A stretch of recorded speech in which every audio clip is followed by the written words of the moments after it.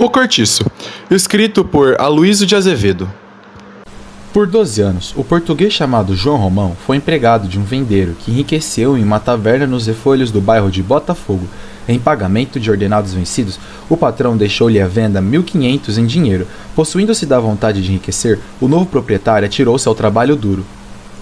Bertoleza, crioula e escrava de um velho cego, amigada com um português, quitandeira e vizinha de João Romão, tinha uma carroça de mão e fazia frete na cidade. Um dia, o seu homem caiu morto. João Romão, mesmo participando do sofrimento da sua vizinha, mostrou um grande interesse por sua desgraça. Bertoleza o escolheu como confidente, contou-lhe sobre suas dificuldades em sua vida e, em segredo, disse quanto tinha juntado para sua liberdade. Assim, pedindo ao vendeiro que guardasse suas economias, João Romão propôs que morassem juntos, e Bertoleza logo concordou, pois procurava um homem de uma raça superior à sua. Com as economias da amiga, ele levantou uma casinha de 2 portas, sendo a parte da frente destinada à quitanda e a parte de trás uma destinada ao dormitório para ele e Bertoleza. Bertoleza, que tanto sonhava com sua liberdade, se viu às lágrimas enquanto ouvia João Romão ler a carta que dizia que ela não tinha mais senhor. Entretanto, a carta de liberdade era obra de João Romão. O senhor de Bertoleza pensava que seu escravo havia fugido para a Bahia. Depois de 1 ano de liberdade da crioula, João Romão logo construiu 3 casinhas, e junto com a amiga, furtava a pedreira e os materiais de casas e obras que haviam por perto. Ao lado da pedreira ficava um sobrado que havia sido comprado por um negociante português chamado Miranda. Miranda tinha uma mulher chamada Estela e uma filha chamada Zulmira, e estava de mudança pela necessidade de afastar a Estela dos cacheiros. Com o nascimento da Zulmira, a situação só piorou. Miranda a detestava, pois tinha dúvida de não ser seu pai. Miranda desejava aumentar seu quintal e logo foi tentar negociar com Romão. Romão logo recusou o pedido de Miranda, que pedia ao menos 10 braças de seu quintal. Travou-se uma briga entre os portugueses. Um queria aumentar seu quintal e o outro aumentar seus bens. Todo o bairro crescia. Surgiam chalés, fábricas de massas e velas. Criou-se armazéns para depósitos e várias outras tavernas, mas nenhuma fazia tanto sucesso quanto a de João Romão. Já era de manhã no cortiço. As pessoas já se preparavam para um longo dia, e um português de 35 anos já estava impaciente, pois esperava vir um bom tempo para falar com João Romão. Quando o vendeiro se desculpou, foi falar com o homem que o procurava. O homem chamava-se Jerônimo e sabia calçar pedra, lascar fogo e fazer lajado. Tudo por 70.000 réis. Romão achou um absurdo, mas pensou no desastre que sofreu em sua pedreira e decidiu contratar o homem, que pelo visto era um dos melhores. Logo no dia seguinte, Jerônimo, sua mulher e sua filha mudaram-se para um cômodo no cortiço. Depois de bons 2 meses de trabalho, Romão estava disposto a aumentar os 70.000 réis de Jerônimo para mantê-lo em sua companhia. Jerônimo era tão prestigiado pelos moradores que até os 2 caixas da venda o desejavam como patrão. Em um domingo de manhã, Rita Baiana, que havia ido embora há 13 meses, voltou, e todos alegremente foram recebê-la com sua volta. Rita Baiana logo tratou de fazer uma festa em seu cômodo, e no mesmo dia e no mesmo horário, uma moradora iria dar um jantar. Em ambas as festas fazia um barulho enorme, com risadas, conversas e brindes. Logo depois, em outras casinhas, já se ouviu o barulho de outros jantares. Entretanto, o assunto principal foi a família de Miranda. Miranda apareceu furioso pela janela e começou a chamar a polícia, mas sua família o acalmou. A noite estava acabando e os grupos de pessoas se juntavam em frente de suas casas apenas para conversarem. Comentaram sobre a dona Estela ter agarrado o estudante que vive em sua casa e disseram que sua filha estava indo pelo mesmo caminho, já que ela estava de namorico de janela com o estudante. A conversa foi interrompida pela música baiana. Logo as mulheres começaram a dançar, mas ninguém superava os movimentos de Rita Baiana. Na segunda, depois do almoço, Jerônimo estava se sentindo mal e pediu que sua esposa fosse avisar Romão.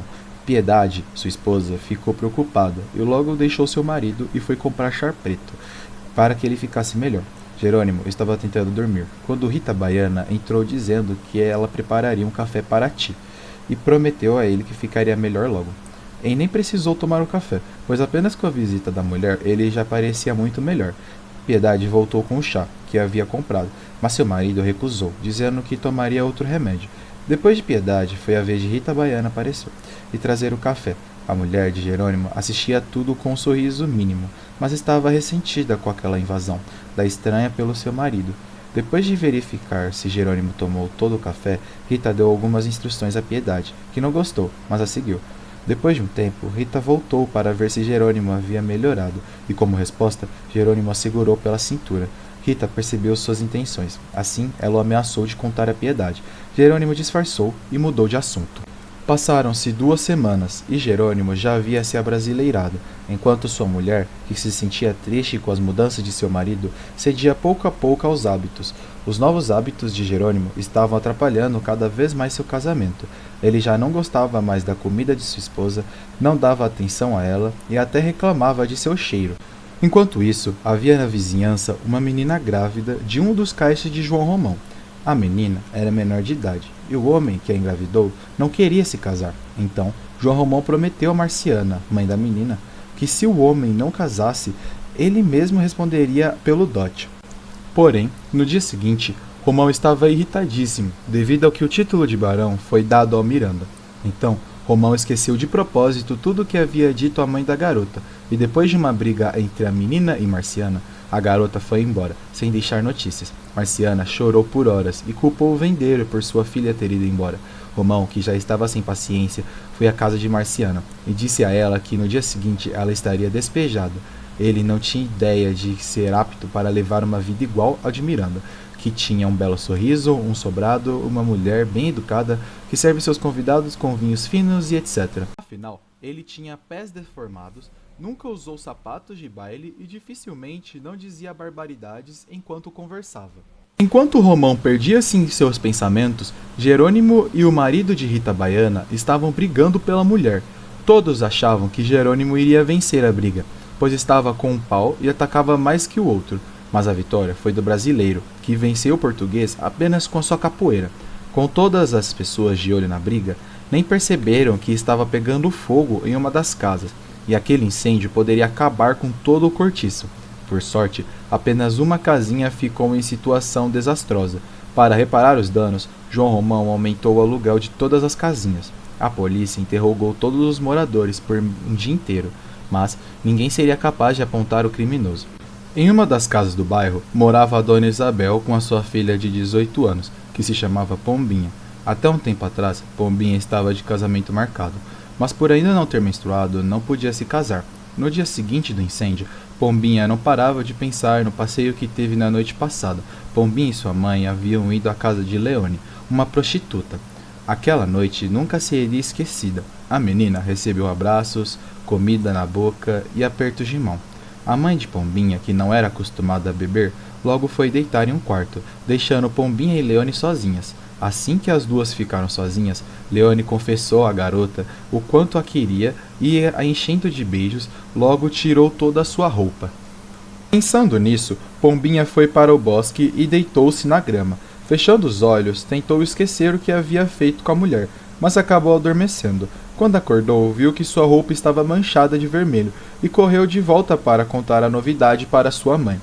Isabel explodiu de felicidade e na hora quis remarcar o casamento da filha. 3 meses depois de Miranda receber seu título de barão, Romão mudou completamente. Agora o vendedor usava boas roupas e bons sapatos, fazia aulas de dança, frequentava o teatro e começou a tomar vinho fino. E agora tinha amizade com Miranda e os outros homens como ele. Mas Bertoleza, a sua companheira, estava a mesma, sempre suja e com o dobro de trabalho. Em uma das conversas com um de seus novos amigos, Romão pediu ajuda para tentar um namoro com a filha de Miranda, a Zulmira. E alguns dias depois, Romão recebeu um convite de Miranda para jantar com ele e sua família. Romão estava muito perturbado pensando na filha de Miranda e viu que seu namoro com ela apenas seria possível se Bertoleza não estivesse mais em seu caminho. Mas ele não sabia como se livrar dela e achava que isso só seria possível se ela morresse. Por outro lado, Rita e Jerônimo pretendiam morar juntos, já que o português matou o homem de Rita apenas para poder ficar com ela. E mais 3 meses depois, um grande incêndio aconteceu no cortiço. Vários cômodos foram prejudicados, mas dias depois, João Romão já estava reconstruindo e construindo mais cômodos. A obra funcionava dia e noite. A venda de João Romão também entrou em obras e logo ficou maior ainda, e mais bonita, que o sobrado de Miranda. E já no fim das obras, Bertoleza, que agora não passava de uma simples amiga e escrava para Romão, ouviu uma conversa dele e que ele iria se casar com a Zulmira, filha de Miranda. Bertoleza não acreditou que seria trocada, pois tinha o direito de desfrutar tudo o que eles ganharam juntos. Romão perdeu a paciência e resolveu que iria entregar a Bertoleza ao seu antigo dono. Sem mudar seu pensamento, Romão pediu que seu amigo Botelho resolvesse o problema e encontrasse o antigo dono de Bertoleza. O pedido foi cumprido, e dias depois, a polícia e o antigo dono foram ao cortiço à procura da escrava, e acharam o escamão de peixe no armazém. Bertoleza, que estava sentada no chão e com uma faca na mão, tentou fugir, mas foi impedida. Vendo que voltaria à escravidão, não pensou duas vezes e enfiou a faca em seu ventre, de lado a lado. Romão tampou seus olhos ao ver todo aquele sangue de Bertoleza no chão, mas logo deixou aquele lugar e foi para uma sala de visitas, pois tinha um diploma de sócio benemetário para receber.